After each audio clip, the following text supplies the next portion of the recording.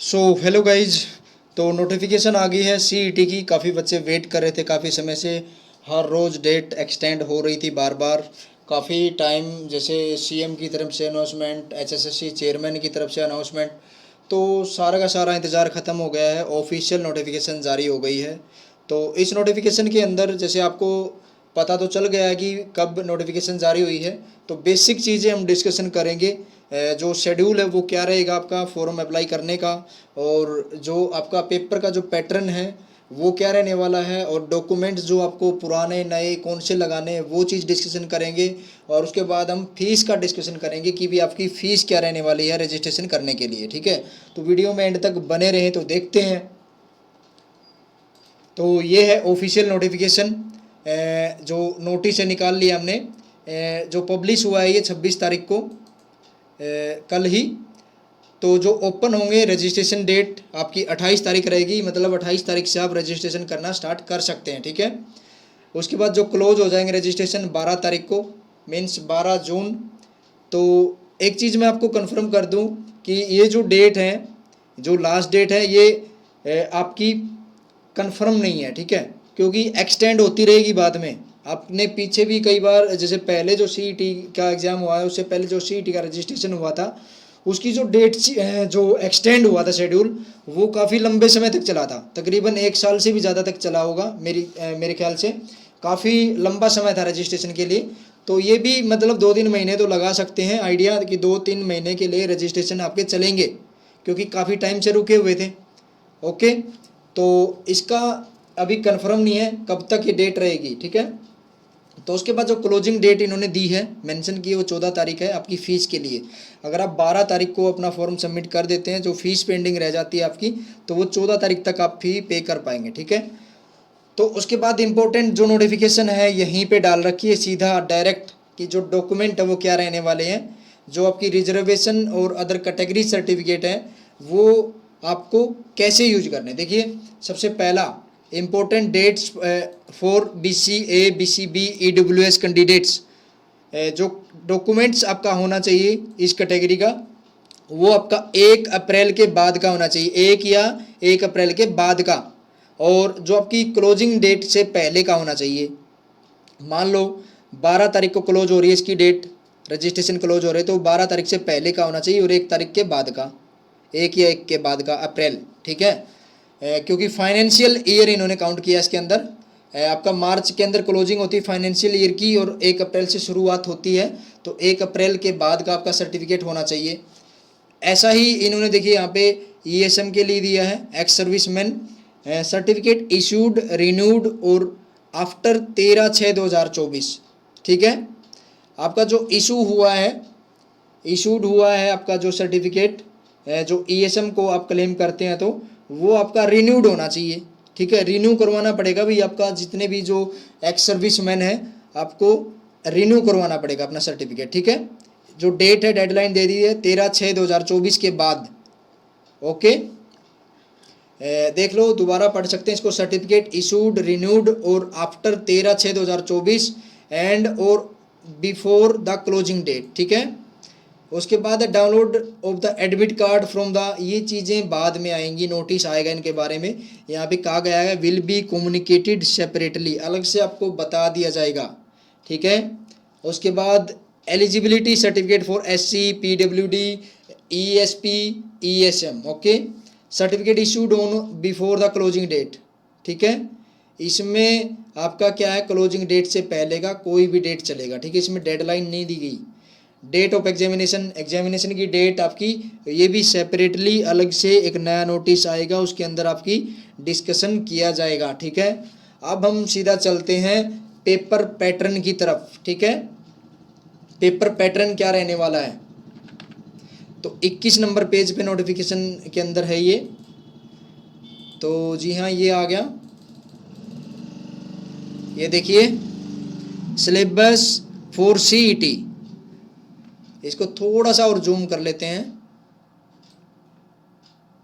तो सिलेबस देखिए जी हाँ, फर्स्ट जो पॉइंट है इसके अंदर, the syllabus for common eligibility test CET shall be divided into 2 part. 2 part में डिवाइड कर रखा है भाई। 75% जो वेटेज रहेगा वो आपका general awareness, reasoning, quantitative ability, English, Hindi means language होगी दोनों। And for group C post, तो ये जो 75% है ये general awareness, reasoning, quantitative ability और इंग्लिश और हिंदी, ठीक है, ये चीज़ें दी जाएंगी।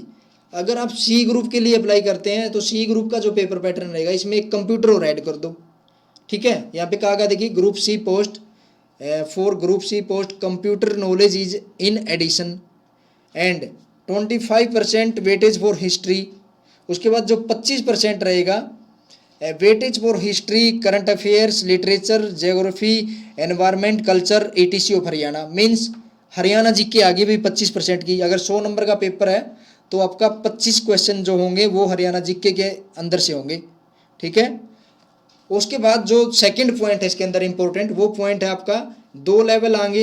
एक तो 10+2 लेवल होगा आपका अगर सी ग्रुप के लिए है तो, और जो सेकंड जो आपका लेवल होगा वो मैट्रिक लेवल होगा अगर आप डी ग्रुप के लिए अप्लाई कर रहे हैं, डी ग्रुप का पेपर देने जा रहे हैं तो, ठीक है।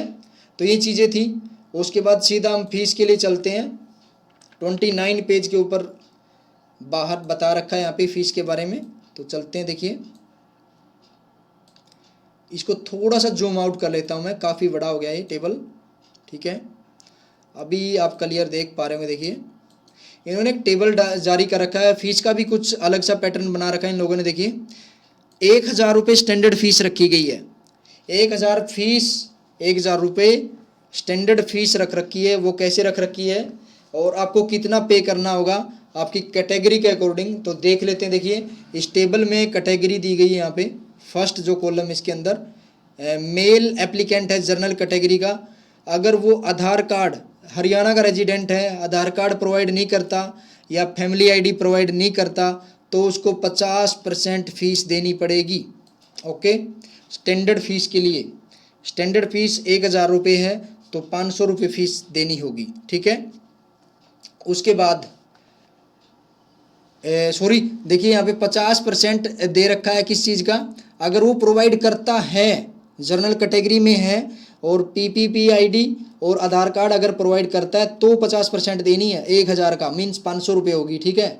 अगर ये चीज़ें प्रोवाइड नहीं करता तो स्टैंडर्ड रेट लगेगा। सेकंड कॉलम में देखिए यहाँ पे, अगर ये चीज़ें who do not provide PP ID और आधार नंबर, स्टैंडर्ड रेट लगेगा 1000 रुपये का, ठीक है।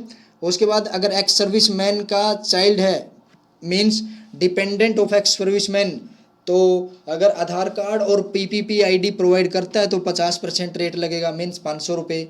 अगर ये चीज़ें नहीं प्रोवाइड करता तो आपकी फुल जो स्टैंडर्ड फीस है वो लगेगी। उसके बाद फीमेल एप्लीकेंट है हरियाणा कैटेगरी से, जनरल कैटेगरी का हो चाहे वो, तो उसको 25% फीस देनी है स्टैंडर्ड रेट की, ठीक है। अगर कोई भी डॉक्यूमेंट प्रोवाइड नहीं करता मीन्स आधार और पीपीपी आईडी, फैमिली आईडी, तो 50% रेट लगेगा हरियाणा की जर्नल की जो फीमेल हैं। उसके बाद एक्स सर्विसमैन सेल्फ हो गया, ये 25% देनी है फीस, मीन्स 250 रुपये स्टैंडर्ड की 25%।